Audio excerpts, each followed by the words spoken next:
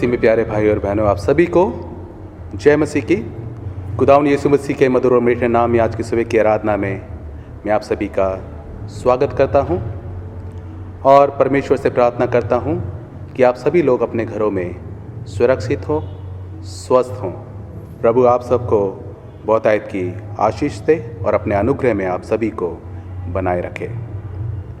आज पवित्र आत्मा के अवतरण पर्व के पश्चात का अंतिम रविवार है, जिसमें बताया गया है कि मसीह ही प्रभु है। और आज के दिन के लिए हमारा विषय है प्रभु यीशु की सद स्वीकृति। और परमेश्वर का वचन आज हमसे ये कहता है, परमेश्वर का भजन गाओ, भजन गाओ, हमारे महाराजा का भजन गाओ, भजन गाओ।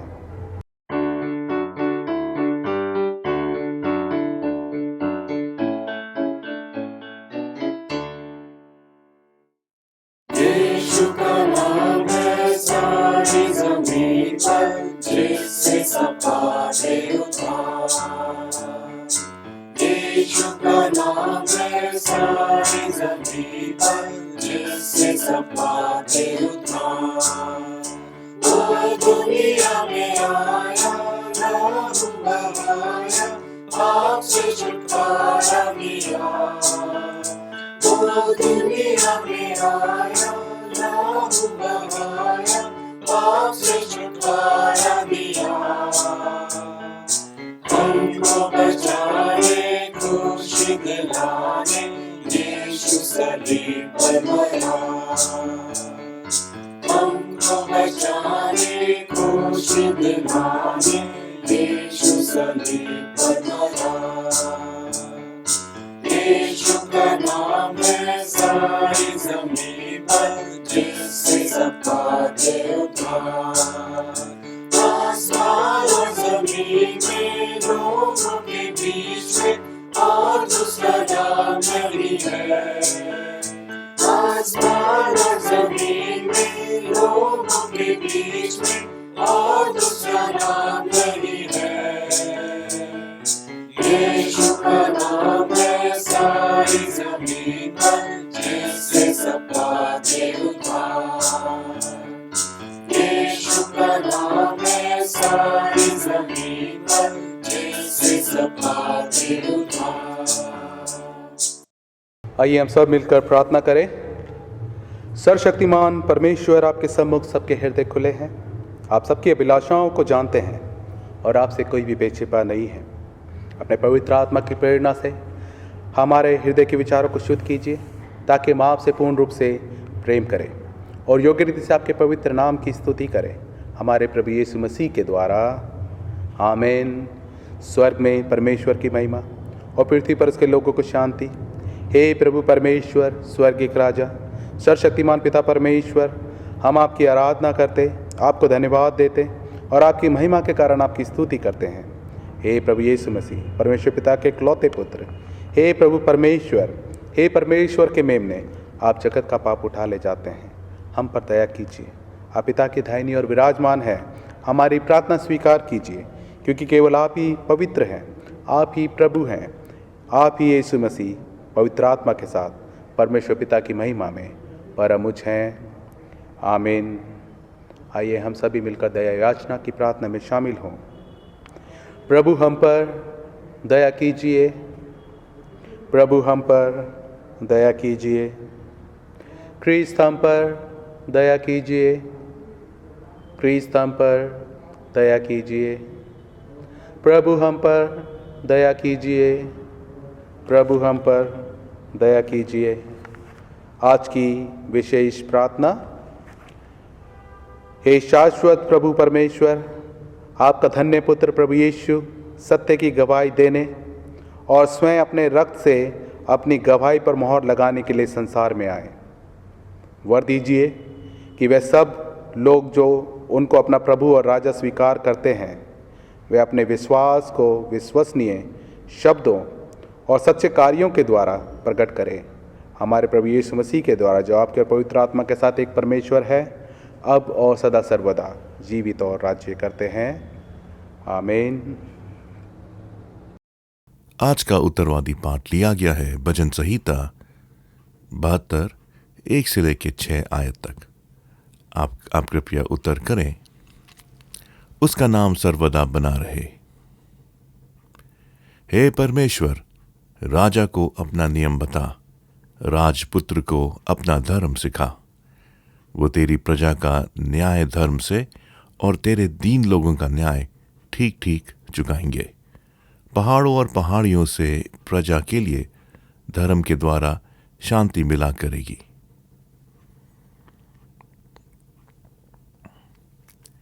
वो प्रजा के दीन लोगों का न्याय करेगा और दरिद्र लोगों को बचाएगा और अंधेरे करने वालों को चूर करेगा। जब तक सूर्य और चंद्रमा बने रहेंगे, तब तक लोग पीढ़ी पीढ़ी तेरा भय मानते रहेंगे। वो घास की खूंटी पर बरसने वाले मेंह और भूमि सींचने वाली झाड़ियों के समान होगा। उसके दिलों में धर्मी फूले फलेंगे और जब तक चंद्रमा बना रहेगा, तब तक शांति बहुत रहेगी।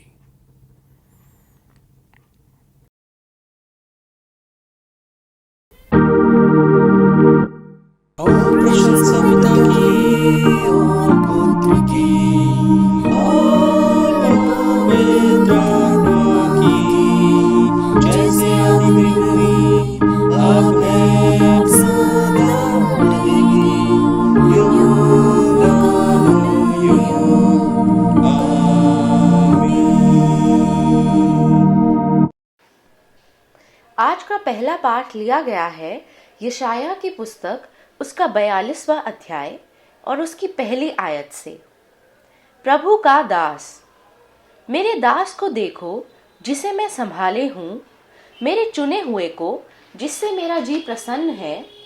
मैंने उस पर अपना आत्मा रखा है। वह जाति जाति के लिए न्याय प्रकट करेगा। ना वह चिल्लाएगा और ना ऊंचे शब्द से बोलेगा, ना सड़क में अपनी वाणी सुनाएगा। कुचले हुए नरकट को वह ना तोड़ेगा और ना टिमटिमाती बत्ती को बुझाएगा। वह सच्चाई से न्याय चुकाएगा। वह ना थकेगा और ना हियाव छोड़ेगा जब तक वह न्याय को पृथ्वी पर स्थिर ना करे, और द्वीपों के लोग उसकी व्यवस्था की बाट जोहेंगे। परमेश्वर अपने वचन के पढ़े और सुने जाने पर सबको आशीष दे। आज का दूसरा पाठ लिया गया है प्रकाशित वाक्य से, उसका 5वां अध्याय, उसकी पहली आयत से लेकर 10वीं आयत तक। इसमें लिखा है, और जो सिंहासन पर बैठा था, मैंने उसके दाहिने हाथ में एक पुस्तक देखी जो भीतर और बाहर लिखी हुई थी, और वो 7 मुहर लगाकर बंद की गई थी। फिर मैंने एक बलवंत स्वर्गदूत को देखा जो ऊंचे शब्द से यह प्रचार करता था, इस पुस्तक के खोलने और उसकी मोहरें तोड़ने के योग्य कौन है? और न स्वर्ग में, न पृथ्वी पर, न पृथ्वी के नीचे कोई उस पुस्तक को खोलने या उस पर दृष्टि डालने के योग्य निकला। तब मैं फूट फूट कर रोने लगा, क्योंकि उस पुस्तक के खोलने या उस पर दृष्टि डालने के योग्य कोई न मिला।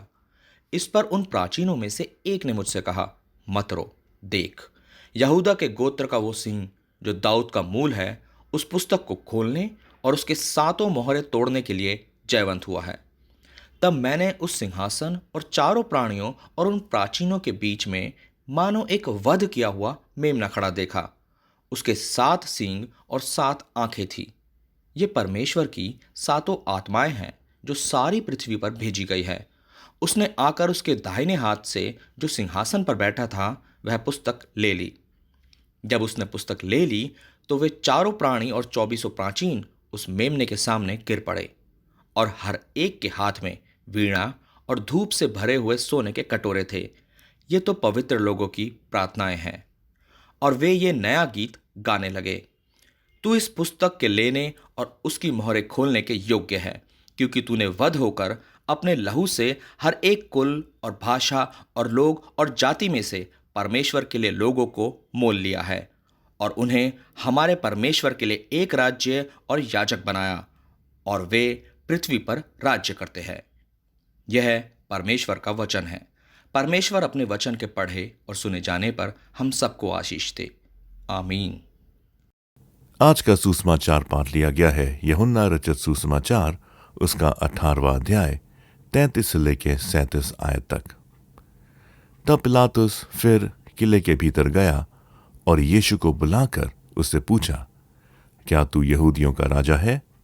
यीशु ने उत्तर दिया, क्या तू ये अपनी ओर से कहता है या औरों ने मेरे विषय में तुझसे कही? पिलातुस ने उत्तर दिया, क्या मैं यहूदी हूं? तेरी ही जाति और महायाजकों ने तुझे मेरे हाथ सौंपा। तूने क्या किया है? यीशु ने उत्तर दिया कि मेरा राज्य इस जगत का नहीं। यदि मेरा राज्य इस जगत का होता तो मेरे सेवक लड़ते कि मैं यहूदियों के साथ सौंपा ना जाता, परंतु अब मेरा राज्य यहाँ का नहीं। पिलातुस ने उससे कहा, तो क्या तू राजा है? यीशु ने उत्तर दिया कि तू कहता है, क्योंकि मैं राजा हूं।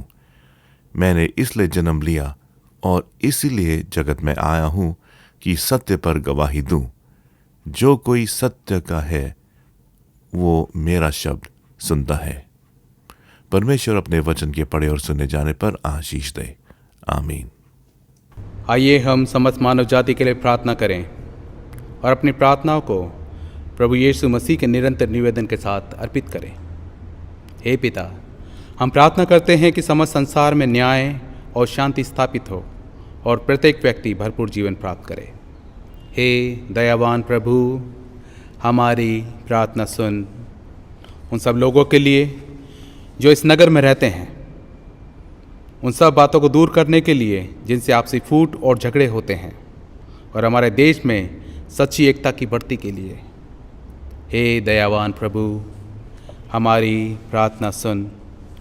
उन सब लोगों के लिए जो कृषि, उद्योग अथवा व्यापार में लगे हुए हैं, सब मजदूरों और कारीगरों के लिए, उन सब के लिए जो हमारे देश की रक्षा करते हैं। हे दयावान प्रभु, हमारी प्रार्थना सुन। अध्यापकों और छात्रों, वैज्ञानिकों, लेखकों और कलाकारों और उन सब व्यक्तियों के लिए जो अन्य लोगों के विचारों और भावनाओं को प्रभावित करते हैं। हे दयावान प्रभु, हमारी प्रार्थना सुन। उन सब लोगों के लिए जो दुखी हैं, बेरोजगार हैं, भूखे प्यासे हैं, दरिद्र और दलित हैं, बीमार और मरणासन हैं, और उन सब व्यक्तियों के लिए जो ऐसे लोगों की सेवा और सहायता करते हैं। हे दयावान प्रभु, हमारी प्रार्थना सुन। हमारे तथा अन्य देशों के सब शासकों के लिए, विशेषकर हमारे राष्ट्रपति, प्रधानमंत्री, इस राज्य के राज्यपाल और मुख्यमंत्री, और उनके लिए भी जो लोगों पर किसी प्रकार का अधिकार रखते हैं। हे दयावान प्रभु, हमारी प्रार्थना सुन। संपूर्ण मसीह समाज की एकता और मेल मिलाप के लिए और समस्त संसार में उनकी गवाही और सेवा कार्य के लिए। हे दयावान प्रभु, हमारी प्रार्थना सुन। भारत में आपकी समस्त कलीसिया के लिए, उसकी परिषदों तथा अगुओं, विशेषकर हमारे प्रमुख धर्माचार्य पीसी सिंह, दक्षिण भारत कलीसिया के प्रमुख धर्माचार्य और मार्तोमा कलीसिया के मेट्रोपॉलिटन, और हमारे कमिश्नरी, हमारे पुरोहित, विशेषकर reverend Timothy Shaw, reverend Dennis Lal, reverend Jay Kumar, और हमारे ले लीडर आशीष,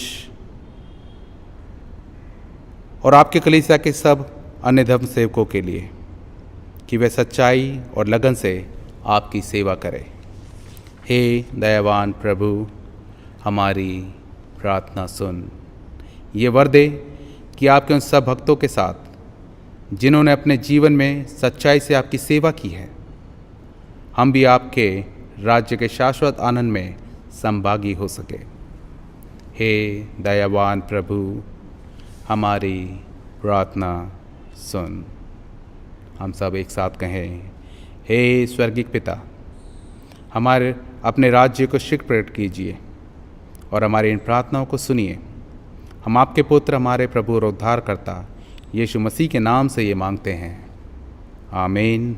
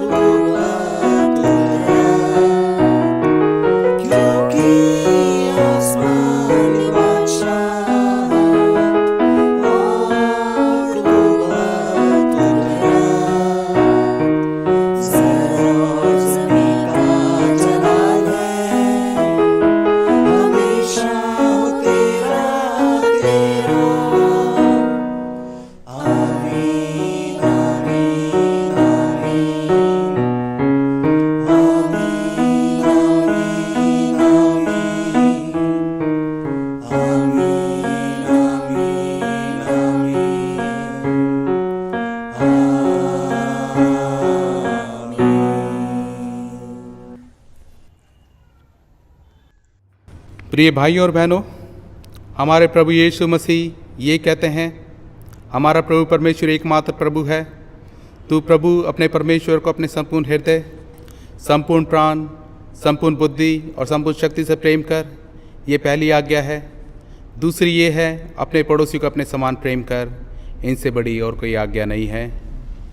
परमेश्वर ने संसार से ऐसा प्रेम किया कि उसने अपना इकलौता पुत्र यीशु मसीह दे दिया कि वह हमें पापों से बचाए, स्वर्ग में हमारे लिए निवेदन करे और हमें शाश्वत जीवन में पहुंचाए। इसलिए हम पश्चाताप और विश्वास के साथ अपने पापों को स्वीकार करें, हम परमेश्वर की कृपा से उसकी आज्ञाओं का पालन करने का और सब लोगों के साथ मेल मिलाप और प्रेम से रहने का पक्का संकल्प करें। हम सब एक साथ कहें, हे सर्वशक्तिमान परमेश्वर, हमारे स्वर्गीय पिता, हमने मन, वचन और कर्म से आपके विरुद्ध एक दूसरे के विरुद्ध पाप किया है। हमने अपनी अज्ञानता और दुर्बलता के कारण और जानबूझकर भी बुराई की है और भलाई करने में असफल रहे हैं। इन सब पापों के लिए मैं सचमुच दुखी हैं और अंतःकरण से पश्चाताप करते हैं। आपके पुत्र यीशु मसीह ने हमारे लिए अपने प्राण दिए।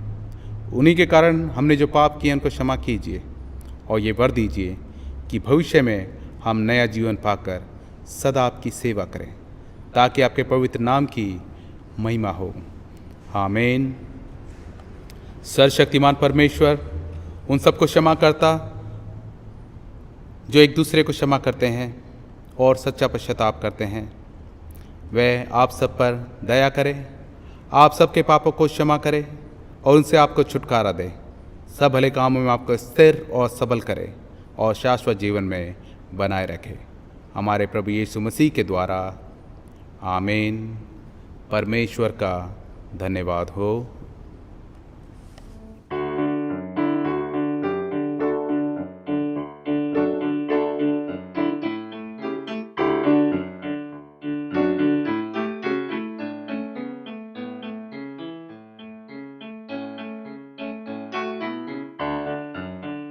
आवाज उठाएंगे, हम सांस बजाएंगे, है यीशु महान अपना, ये गीत सुनाएंगे।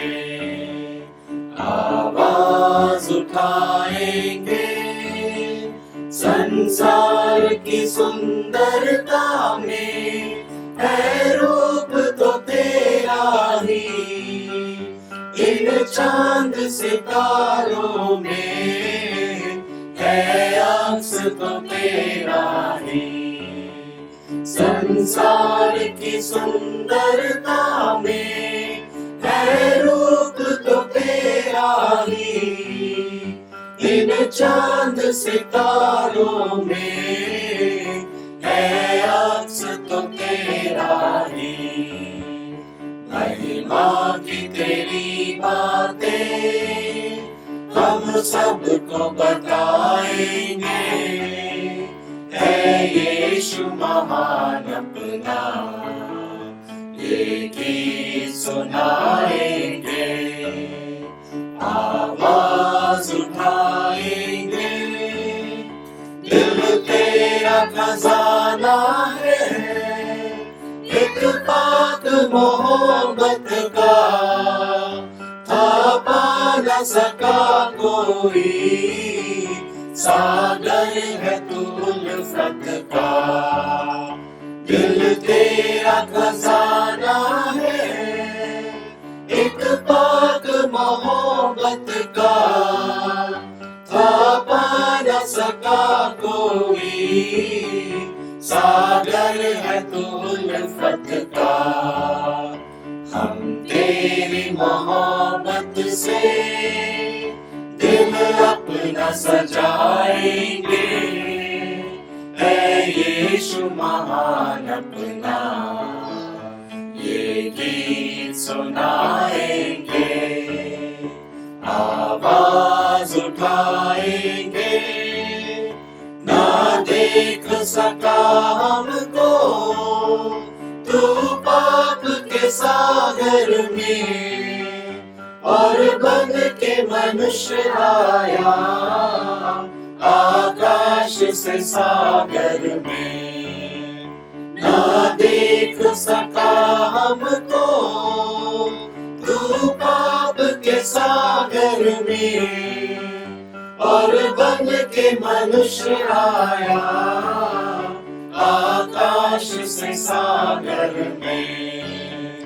मुक्ति का तू दाता है, दुनिया को बताएंगे, है यीशु महान अपना, ये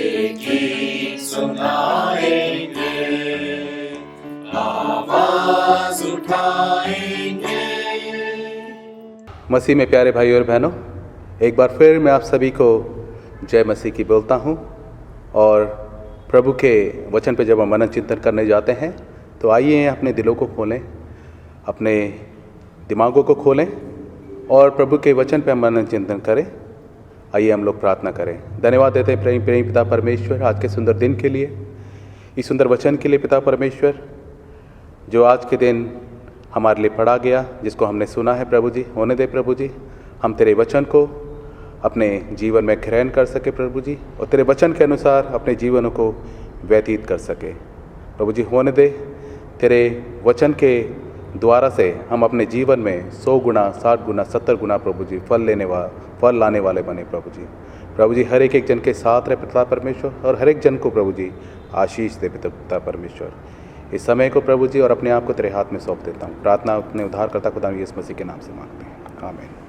मसीह में प्यारे भाइयों, जैसा कि आज का हमारे लिए विषय है कि प्रभु यीशु की सद स्वीकृति, और आज के दिन हमने बाइबल से पाठ पढ़े यशाया नबी की पुस्तक, उसका 42वां अध्याय, उसके 1 से 4 पद, प्रकाशित वाक्य 5 1 से 10, और यूहन्ना रचित सुसमाचार उसका 18वां अध्याय 33 से 37 पद।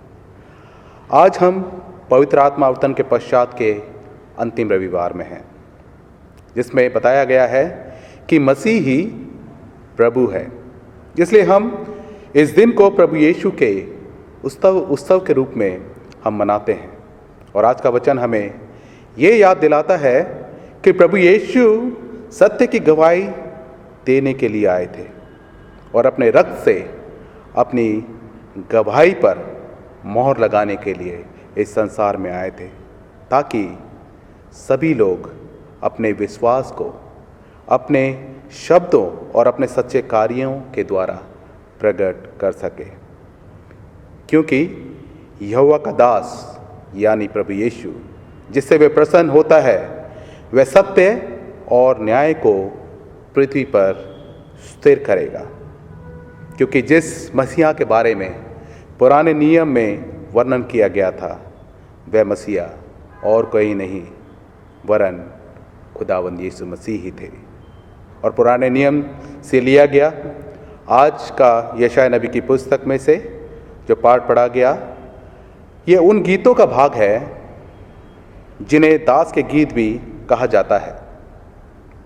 और यह गीत हमें मसीहा के आगमन के विषय में बताता है, जो पृथ्वी पर सत्य और न्याय की स्थापना करेगा। और ये दास परमेश्वर की ओर से चुना गया है, क्योंकि उस पर प्रभु का आत्मा होगा, क्योंकि वह जाति जाति के लिए न्याय प्रकट करेगा। और वह जिस रीति से जाति जाति के लोगों के लिए न्याय प्रकट करेगा, अर्थात परमेश्वर का ये सेवक लोगों के लिए अपने आप को बलिदान भी कर देगा। और फिर वह ना तो चिल्लाएगा और ना ही जोर से बोलेगा, और ना अपनी आवाज़ ऊंची करेगा, और ना सड़कों में अपनी वाणी सुनाएगा। और उसके काम उसकी ओर ध्यान आकर्षित नहीं करेंगे, परंतु फिर भी वह हमारे लिए न्याय चुकाएगा। वह शांत व एक दयालु दास होगा, जो असुरक्षित और दुर्व्यवहार सहने वालों व बेकार दिखने वालों को वह नहीं निकालेगा और न उन्हें त्यागेगा। और वह कुचले हुओं को, नरकट को नाश नहीं करेगा, और ना ही वह टिमटिमाती बत्ती को बुझाएगा, वरन सच्चाई से वह इसका न्याय चुकाएगा। और वह उनकी सहायता करेगा जो आत्मा में टूटे हुए हैं, जो कुचले हुए हैं, और जो ये सोचते हैं कि उनका जीवन समाप्त हो गया है, परंतु वह ऐसे ही लोगों के प्रति साहस व आशा उनके जीवन में प्रदान करेगा। क्योंकि हम लोग जानते हैं कि हम भी कई बार ऐसे टूट जाते हैं। जब हम टूटते हैं तो हम लोग खुदा को पुकारते हैं। जब हम खुदा को पुकारते हैं तो खुदा की ओर से हमें साहस और आशा मिलती है, क्योंकि उसका ये वायदा है कि वो हर समय में, हर परिस्थिति में हमारे साथ रहता है। और ये सेवक विश्वास योग्यता के साथ उस कार्य को आगे बढ़ाएगा जो उसे दिया गया है। इसलिए वे अपनी सेवकाई के कामों के द्वारा ना तो थकेगा और ना ही आप छोड़ेगा जब तक कि वह पृथ्वी पर न्याय ना स्थापित कर दे। और इसमें सुसमाचार के लेखकों को कोई भी संदेह नहीं था कि प्रभु यीशु ही वह सेवक है जिसके आने की यहाँ घोषणा की गई थी, और इस गवाही को प्रभु यीशु ने पूर्ण किया। या हो सकता है कि ये साइरस राजा अथवा इज़राइल देश के लिए ये उल्लेख किया गया हो। हालांकि जब हम मत्ती रचित सुसमाचार उसका 12वां अध्याय उसके 17 से 21 में जब हम देखते हैं तो यहाँ पर लिखा है कि जो वचन यशायाह भविष्यद्वक्ताओं के द्वारा कहा गया था वह पूरा हो। देखो, ये मेरा सेवक है जिसे मैंने चुना है, मेरा प्रिय, जिससे मेरा मन प्रसन्न है। मैं अपना आत्मा उस पर डालूंगा और वह अन्य जातियों को न्याय का समाचार देगा। ना वो झगड़ा करेगा, ना धूम मचाएगा, ना बाजारों में कोई उसका शब्द सुनेगा।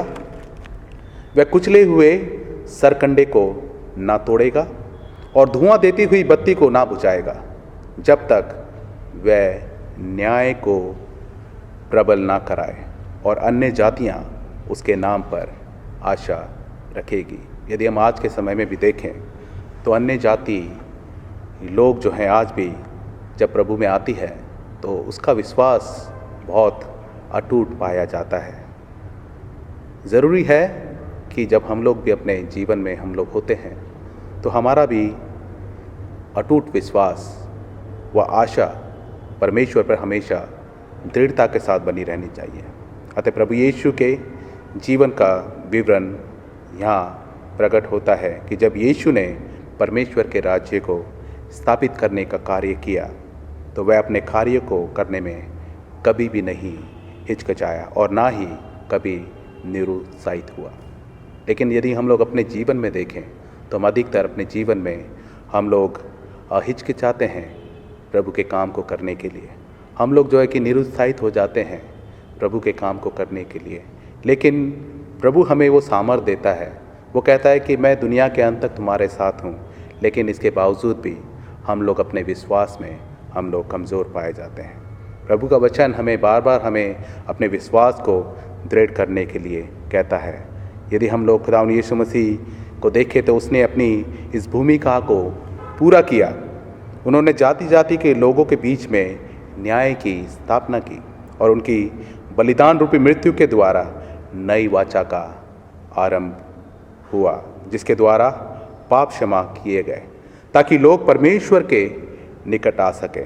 और जब प्रभु यीशु ने नासरत में अपनी सेवकाई आरंभ की तब प्रभु यीशु ने यशायाह 42वां अध्याय उसके 7 पद के समरूप भाषा का प्रयोग किया और उसके द्वारा दी गई लोगों को शारीरिक चंगाई, आंतरिक, आत्मिक व अज्ञानता की अभिव्यक्ति थी। अतः प्रभु यीशु निसंदेह सचमुच जगत की ज्योति था, जो आज भी है और वो हमेशा रहेगा।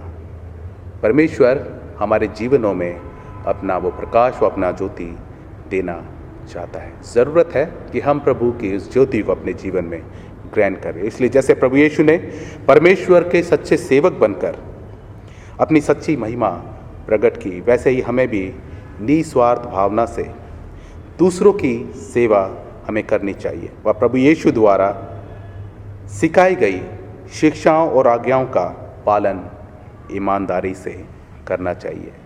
इसलिए आज हम में से हर एक को अपने आप को जांचने की ज़रूरत है। हम अपने आप को जांचें, क्या हमारे जीवन दूसरों के लिए आशीष का कारण बनते हैं या नहीं, या फिर हमारे जीवन दूसरों के लिए कठोर है, हम दूसरों के साथ बुरा व्यवहार करते हैं।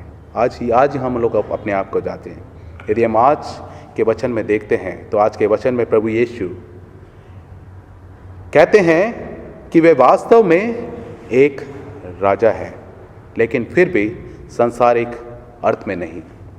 अतः प्रभु यीशु ने वचन में ये स्वीकार किया कि वह शाश्वत राजा है और उनका राज्य इस संसार का नहीं है।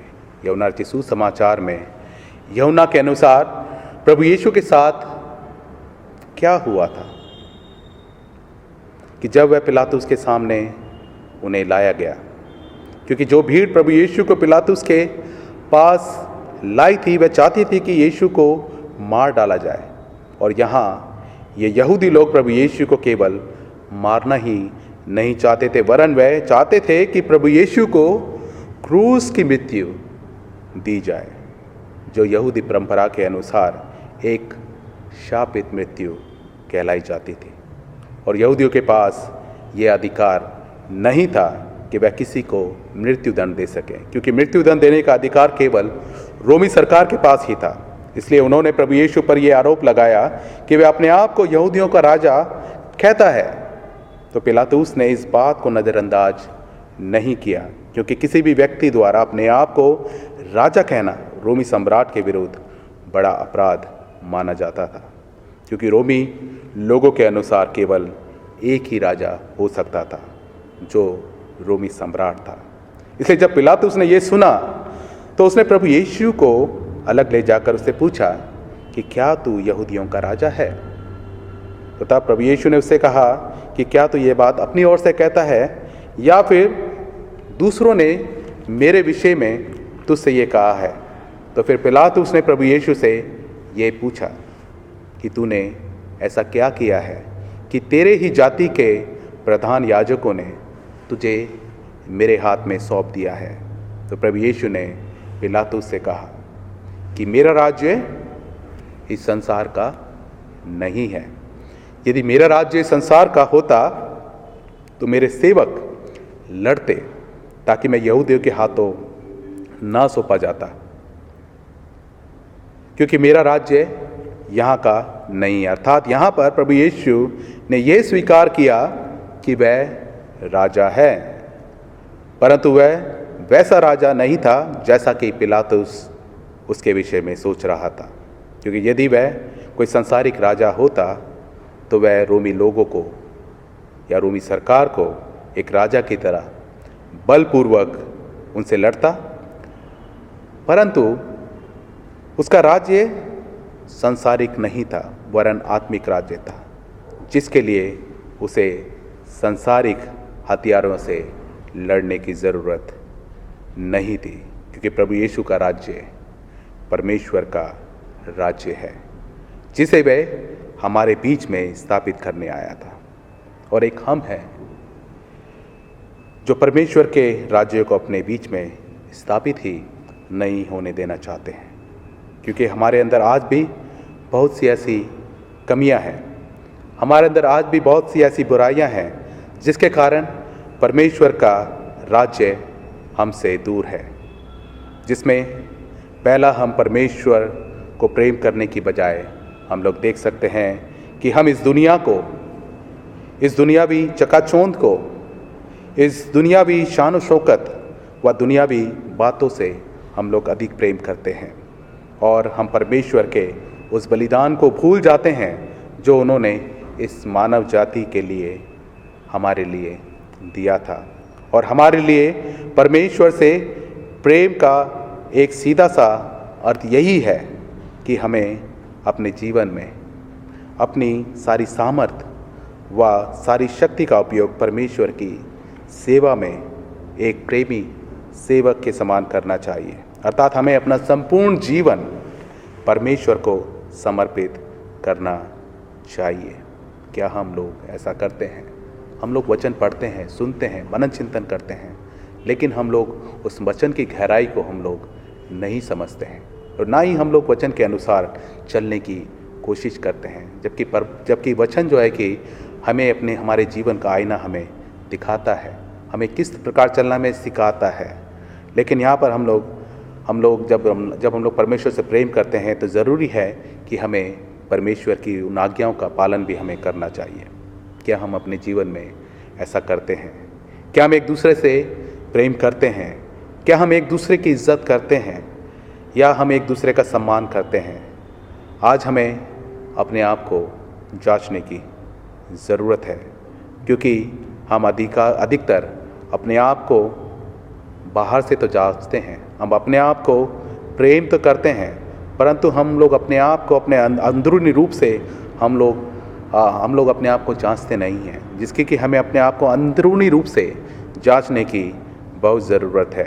क्योंकि जब हम परमेश्वर से सच्चे मन से प्रेम करते हैं तो हम अपने पड़ोसी से भी, हम आपस में एक दूसरे से भी हम अपने समान ही प्रेम करेंगे। जैसे कि यहूदी सदुकी फरीसी अपने आप को ऊपर से लोगों को दिखाने के लिए तो अपने आप को बहुत अच्छा रखते थे, बहुत अच्छा दिखाते थे, और वे अपने आप को सिर्फ ऊपरी रूप से वो लोग जानते थे, परंतु वे अपने आप को आंतरिक व आत्मिक रूप से नहीं जांचते थे, क्योंकि वो आंतरिक रूप से उनका जीवन में अंधकार भरा हुआ था। क्या हमारा जीवन भी ऐसा ही तो नहीं है? इसलिए ज़रूरी है कि हम भी अपने आप को जांचें और अपने जीवन की बुराई को अपने अंदर से दूर करें। इसलिए प्रभु यीशु सचमुच में परमेश्वर के राज्य की गवाही हमारे बीच देने आए थे, ताकि परमेश्वर का राज्य हम लोगों के बीच में स्थापित हो सके। इसलिए जब पिलातुस ने प्रभु यीशु से पूछा कि क्या तू राजा है, तो प्रभु यीशु ने उससे उत्तर दिया, तू कहता है कि मैं राजा हूँ। क्योंकि प्रभु यीशु सचमुच में राजा थे, जिसके विषय में प्रभु यीशु के जन्म से पहले भविष्यवाणी कर दी गई थी, जिसे हम पाते हैं यशायाह नबी की पुस्तक उसका 9 उसका 6 से 7 में। इसलिए प्रभु यीशु ने यह कहा कि मैंने इसलिए जन्म लिया, कि मैं इसलिए संसार में भेजा गया ताकि मैं सत्य की गवाही दे सकूं कि परमेश्वर का राज्य सच्चा राज्य है, और केवल यही एक ऐसा राज्य है जो हमेशा स्थिर रहेगा। इसलिए जो लोग सत्य के पक्ष में हैं वे सभी प्रभु यीशु की बातों को सुनते हैं और उस पर विश्वास करते हैं, उसके वचनों के अनुसार अपने जीवन को व्यतीत करते हैं और उसकी आज्ञाओं को मानते हैं। यूहन्ना 8 उसका 32 में हम देखें तो प्रभु यीशु ने कहा कि मुझ पर विश्वास करोगे तो सत्य को जानोगे और सत्य तुम्हें स्वतंत्र करेगा। और सत्य स्वयं प्रभु यीशु ही थे। जॉन 14 उसका 6 में प्रभु यीशु ने कहा कि मार्ग, सत्य और जीवन मैं हूँ। इसलिए हमें खुदावंद यीशु मसीह पर विश्वास करना चाहिए, क्योंकि वो हमारे जीवन के लिए मार्ग है, वही सत्य है और वही हमारा जीवन है।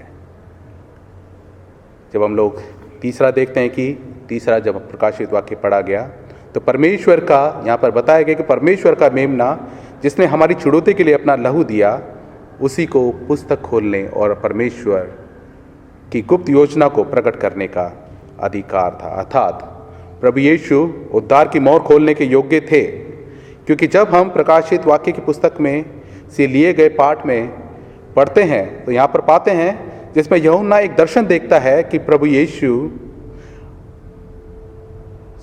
प्रभु अपने सिंहासन पर विराजमान है और परमेश्वर के हाथ में एक पुस्तक थी जो भीतर और बाहर लिखी हुई थी, और वह 7 विशेष मोहर लगाकर बंद की गई थी, जिसमें संसार के अंत में होने वाली सभी घटनाएं और न्याय से संबंधित बातें इस पुस्तक में लिखी गई थी। और उसने एक स्वर्गदूत को देखा जो ये प्रचार कर रहा था कि इस पुस्तक को खोलने और उसकी मोहर को तोड़ने योग्य कौन है। और फिर यूहन्ना ने देखा कि उस पुस्तक की मोहर को खोलने योग्य कोई भी व्यक्ति नहीं था। इसका मतलब ये है कि इस पुस्तक में लिखी गई आगामी घटनाओं और न्याय की बातों को पूर्ण करने योग्य कोई भी व्यक्ति स्वर्ग और पृथ्वी पर उपलब्ध नहीं था। और यूहन्ना को प्रतीत हुआ कि अब परमेश्वर के अंतिम उद्देश्य को पूर्ण नहीं किया जा सकता, इसलिए वह रोने लगा। और ये दर्शन यूहन्ना 4 उसके 8 पर भी आधारित है, जो ये दर्शाता है कि परमेश्वर का राज्य अपने पूर्ण सामर्थ्य और शक्ति के साथ आने वाला है। इसलिए अब प्रश्न ये था कि क्या उस पुस्तक को खोलने योग्य कोई नहीं है, और यूहन्ना इस प्रश्न पर चिंतन करता है। तो प्राचीनों में से एक ने उससे कहा कि मत रो, क्योंकि यहूदा के गोत्र का वह सिंह जो दाऊद का मूल का है और उसने संसार पर विजय प्राप्त कर ली है, वह मसीह है जिसने संसार पर, शैतान पर और मृत्यु पर विजय प्राप्त की है, और उस पुस्तक को वह खोल सकता है और उस पुस्तक पर लगी 7 मोहर को वह तोड़ सकता है। तब यूहन्ना ने इस प्राचीनों और चारों प्राणियों के बीच में एक वध किया हुआ मेमना खड़ा देखा, और यूहन्ना के दर्शन के अनुसार इस मेमने के 7 सिंग, 7 आंखें थी, और बाइबल में 7 संख्या का विशेष अर्थ है। इसका मतलब पूर्णता या भरपूरी से है, और बाइबल में सिंह शब्द सामान्य तौर पर पूर्ण सामर्थ्य और पूर्ण अधिकार का प्रतीक है। इस रीति से 7 आंखें पूर्ण ज्ञान और पूर्ण बुद्धि का प्रतीक है, जिसे ये समझ सकते हैं कि इस मेमने के पास पूर्ण सामर्थ्य और अधिकार एवं पूर्ण ज्ञान व पूर्ण बुद्धि है। और संत मत्ती दाऊद और यीशु दोनों को यहूदा के मूल में स्थापित करता है, और यीशु ही यहूदा के सिंह हैं, जो एक मसीहाई पदवी है, और दूसरी पदवी दाऊद के मूल के रूप में प्रयोग की गई है। यशाया 11 उसका 1 में एक संकेत है जो मसीहाई पदवी के लिए उपयोग किया गया है, जिससे ये जाहिर होता है कि मसीहा दाऊद के वंशज में से ही होगा। और अब यहूदा के सिंह ने क्या किया? यहूदा के सिंह ने संसार को जयवंत किया। इसलिए पौलुस भी उस परमेश्वर का वर्णन करता है जो हमें प्रभु यीशु मसीह के द्वारा जय प्रदान करता है, क्योंकि प्रभु यीशु ने शैतान और उसकी सारी ताकतों को क्रूस पर हरा दिया, और प्रभु यीशु ने मौत को हरा दिया जो पाप के द्वारा आई थी, और प्रभु यीशु ने हमारे पापों के लिए स्वयं को बलिदान करके पाप और मृत्यु दोनों पर विजय हासिल की। इसलिए अब मौत का हम पर कोई अधिकार नहीं रहा है, क्योंकि प्रभु यीशु हमारे पापों का मोल चुका चुके हैं। तब मेमने ने परमेश्वर से ये पुस्तक ले ली, और फिर चारों प्राणी और 24 प्राचीन उस मेमने के सामने गिर पड़े, और वे एक नया गीत गाने लगे कि तू इस पुस्तक को लेने और उसकी मोहर को खोलने के योग्य है, क्योंकि तूने वध होकर अपने लहू से हर एक कुल और भाषा, देश, जाति के सभी लोगों को परमेश्वर के लिए मोल ले लिया है। और जिस प्रकार सभी प्राचीन प्राणी और सभी संत ये प्रचार करते हैं कि प्रभु यीशु वह मेमना है जो आराधना के योग्य है, तो हमें भी प्रभु यीशु की आराधना सच्चे मन से, सच्चे हृदय से करनी चाहिए, क्योंकि वह सभी के प्रभु हैं, और सभी घुटने उसके आगे झुकेंगे, और हर जुबान ये अंगीकार करेगी कि यीशु मसीह ही प्रभु है। तो आइए आज हम भी प्रभु यीशु के साथ संसार को बचाने की उसकी ईश्वरीय योजना में शामिल हो, ताकि हमारे भले कार्यों के द्वारा से परमेश्वर को महिमा मिल सके। खुदा आप सबको बहुतायत की आशीष दे। आमीन। आइए हम सब अपने विश्वास वचन को दोहराएंगे। हम एक परमेश्वर सर्वशक्तिमान पिता पर विश्वास करते हैं, वह स्वर्ग और पृथ्वी का और समस्त दृश्य एवं अदृश्य वस्तुओं का करता है। हम एक प्रभु यीशु मसीह पर विश्वास करते हैं, वे परमेश्वर का इकलौता पुत्र, सर्वयुगों से पहले पिता से उत्पन्न, परमेश्वर से परमेश्वर, ज्योति से ज्योति, सत्य परमेश्वर से सत्य परमेश्वर, कृत नहीं वरन उत्पन्न है। उनका और पिता का तत्व एक ही है। उन्हीं के द्वारा सब वस्तुएं बनी। हम मनुष्य के लिए और हमारे उद्धार के निमित्त वह स्वर्ग से उतर आए। पवित्र आत्मा की सामर्थ्य से वे कुंवारी मरियम से जन्मे और मनुष्य बने। पेंतुस पिलातुस के शासन में वे हमारे लिए क्रूस पर चढ़ाए गए। उन्होंने दुख भोगा, वे मरे और गाड़े गए। पवित्र शास्त्र के कथन के अनुसार वे तीसरे दिन जी उठे। वे स्वर्ग पर चढ़ गए और पिता की दाहिनी ओर विराजमान हुए। वे जीवितों और मृतकों का न्याय करने के लिए महिमा के साथ फिर आएंगे और उनके राज्य का कभी अंत न होगा। हम पवित्र आत्मा पर विश्वास करते हैं। वे प्रभु और जीवन दाता है। वे पिता और पुत्र से निकलता है। पिता और पुत्र के साथ उसकी आराधना स्तुति की जाती है। वह नबियों के द्वारा बोला। हम एक पवित्र सरलौकिक और प्रेरित कलीसिया पर विश्वास करते हैं। हम पापों की क्षमा के लिए एक बपतिस्मे को मानते हैं। हम मृतकों के पुनरुत्थान की और आने वाले युग के जीवन की प्रतीक्षा करते हैं। आमीन।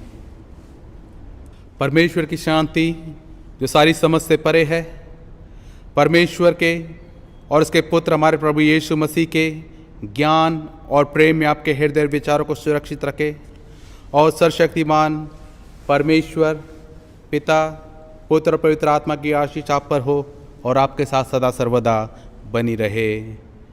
आमीन। शांति से पूर्ण होकर जाइए और प्रभु से प्रेम रखिए और इसकी सेवा में लगे रहिए। मसीह के नाम में आमीन।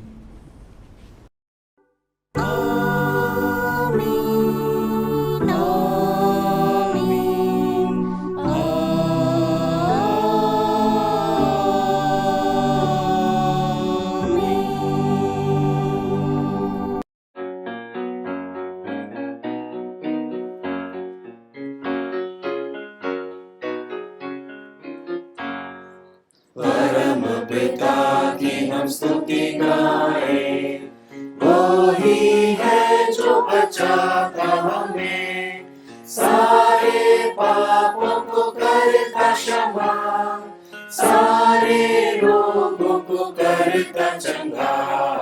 परम पिता की हम स्तुति गाए, वो ही है जो बचाता हमें, धन्यवाद दे उसके आसनों में, आनंद से आए उसके चरणों में, संगीत गा के खुशी से मुक्ति की चट्टान को जय ललकारे।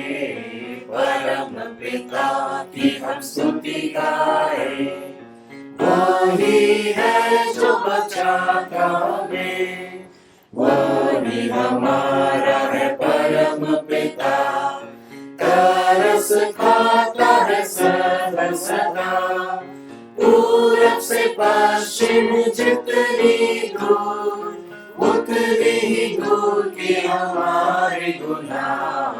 परम पिता की हम स्तुति गाए, वही है जो बचाता हमें, माँ की तरह उसने दी तसल्ली, दुनिया के खतरों में छोड़ा नहीं, खालिस दूध कलाम का दिया और दी हमेशा की जिंदगी।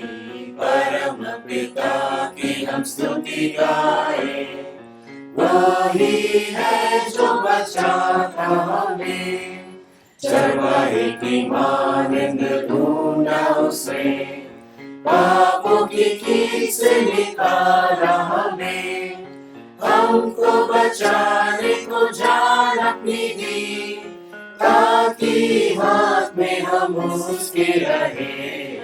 परम पिता की हम स्तुति गाए, वही है जो बचाता हमें।